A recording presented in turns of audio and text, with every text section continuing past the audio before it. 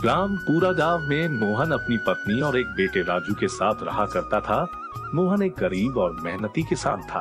एक दिन खेती करते वक्त उसकी पत्नी सुधा उसके लिए भोजन लेकर आती। सुधा, अरे ओ राजू, जा तो अपने बापू को बुला कर ले आ। सुबह से मेहनत कर रहे हैं, कुछ खाया तक नहीं है। राजू भागते हुए खेत में जाता है और मोहन से कहता है, बापू चलो खाना खा लो, माँ बुला रही है। हाँ बेटा, चल रहा हूँ। मैं भी थक गया, अब थोड़ा इन बैलों को भी आराम की जरूरत है। ऐसा कहकर मोहन राजू के साथ खेत से बाहर आ जाता है और बैलों को छाव में बांधकर चारा डाल लेता है और खुद भी खाने को बैठ जाता है। बापू, मुझे ना वो मेले में जो बड़ी वाली कार देखी थी ना, वो ला दो। बेटा ला देंगे, लेकिन फसल बेचने के बाद। वैसे भी अब कुछ भी नहीं हमारे पास इस फसल को छोड़कर। हाँ, यह तो तुमने सही कहा। मेरे मेहनत कामयाब तभी होगी जब भगवान थोड़ा सा साथ दे। बापू, मैं भी चलूं आपके साथ खेती करने? नहीं बेटा, अभी तुम बहुत छोटे हो, अभी तो पढ़ाई पर ध्यान दो। बापू, बस थोड़ी देर के लिए। अच्छा ठीक है, चलो। मोहन अपना खाना खाकर राजू के साथ खेत में आ जाता है और ऐसे ही वो दिन बीत जाता है।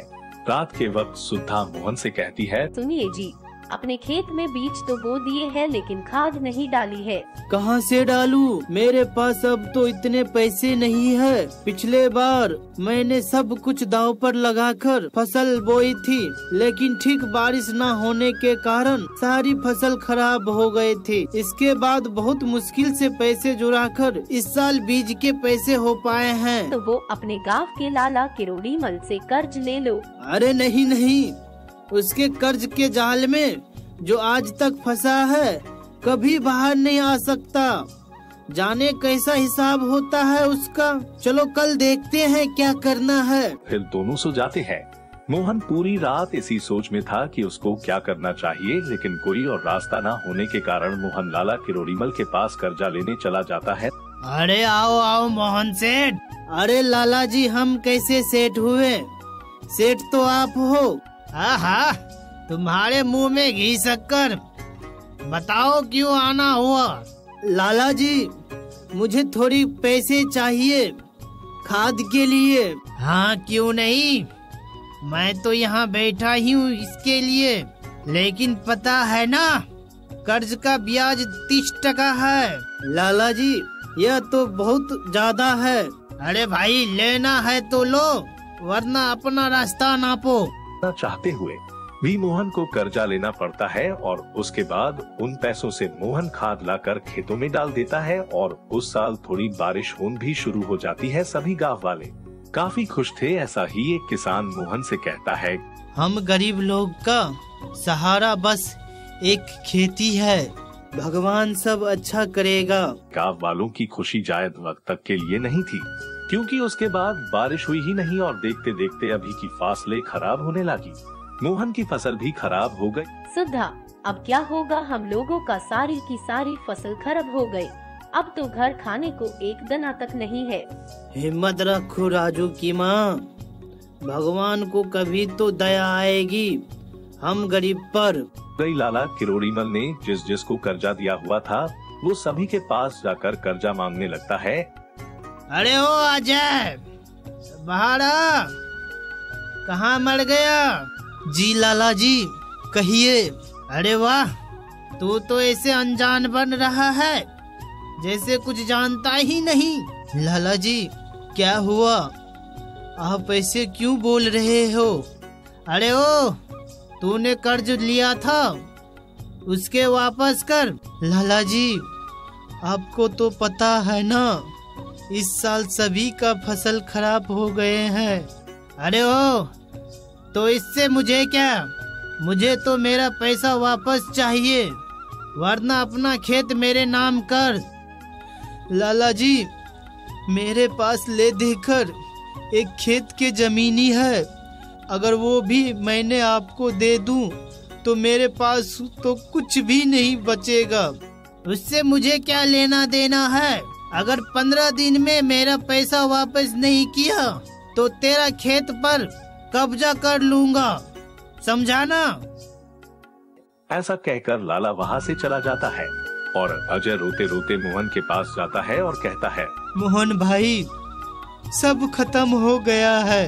अरे अजय, ऐसा क्यों कह रहे हो? क्या हुआ, बताओ तो। अजय लाला के साथ हुई सारी बात मोहन को बता देता है।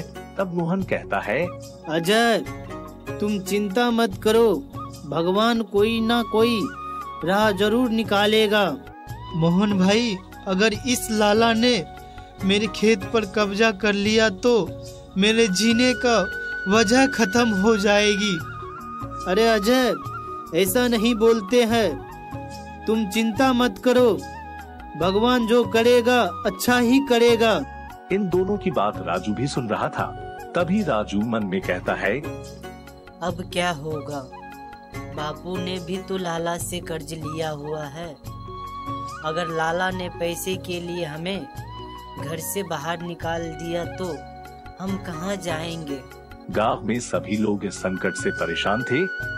वही लाला धीरे धीरे लोगों को धमकी देने लगा था कि वो सभी के खेतों पर कब्जा कर लेगा। किसी को भी कोई उपाय नहीं सूझ रहा था कि वो इस संकट से कैसे बाहर निकले। मोहन भी दिन रात बस इसी बारे में सोचा करता था, क्योंकि अजय को दी हुई 15 दिन की मोहलत भी खत्म होने को थी। यही सोचते हुए मोहन रात में घर से बाहर चला जाता है और तभी राजू देखता है उसके बापू बाहर जा रहे होते हैं, तो वो भी अपने बापू के पीछे पीछे जाने लगता है। तभी मोहन काफी आगे जाकर फावड़े से एक गड्ढा खोदने लगता है। ये देख राजू तुरंत भागते हुए जाता है और कहता है, बापू, आप ये गड्ढा क्यों खोद रहे हो? मोहन, पहले तुम बताओ, तुम इतने रात यहाँ क्यों आए हो? बापू, मुझे पता है यह बहुत मुश्किल वक्त है, इसीलिए मैं आपको इसमें अकेले नहीं छोड़ना चाहता। बेटा, यह वक्त सबके मुश्किल से भरा हुआ है, इसीलिए मैं यहाँ यह गड्ढा कर रहा हूँ। राजू, लेकिन क्यों? मोहन, ताकि अब जब भी बारिश हो तो उसका पानी यहाँ जमा हो जाए और सभी किसान को खेत के लिए पूरा पानी मिलेगा। अरे ये देखो, लगता है फसल होने का सदमा पहुँच गया है। मोहन भाई पगला गया है क्या? लेकिन मोहन किसी की नहीं सुनता और अपने काम में लगे रहता है। कुछ गांव वाले मोहन की मदद को आते हैं और साथ मिलकर सभी लोग एक विशाल तालाब बना लेते हैं और जैसे ही बारिश होती है उसका पानी वहाँ उस गड्ढे में इकट्ठा होने लगता है, जिससे किसानों की फसल को पूरा पानी मिलता है और देखते ही देखते सभी किसान अच्छी और ज्यादा फसल उगा लेते हैं और धीरे धीरे लाला का कर्जा भी चुका देते हैं।